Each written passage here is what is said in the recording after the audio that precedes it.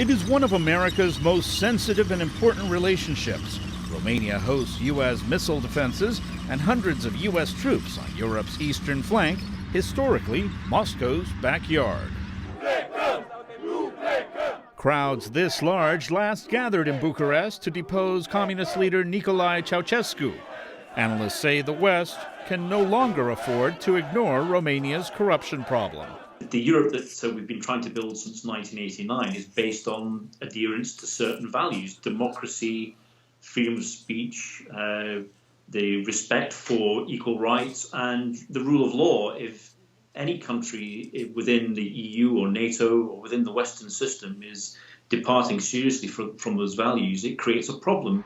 To join the EU, Romania had to show it was tough on corruption. On paper, the work of its anti-corruption directorate is impressive, a more than 90% conviction rate. But behind the numbers is a sinister reality and accusations that the anti-corruption fight in itself is corrupt. That is what London businessman Alexander Aramescu believes. It has nothing to do with the fight against corruption. It is all about a political vendetta. It is about score settling.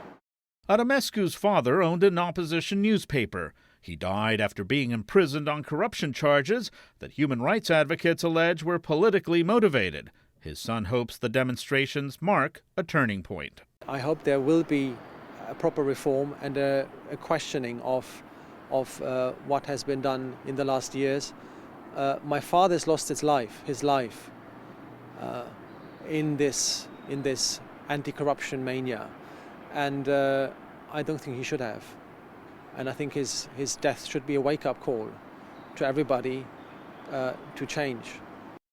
A sea of cell phones lights up the Bucharest sky. Facebook, Twitter, and other social media have helped draw 500,000 people who have now created a dilemma for the West by shedding light on the darker side of anti-corruption efforts that have been much lauded by the United States and European Union.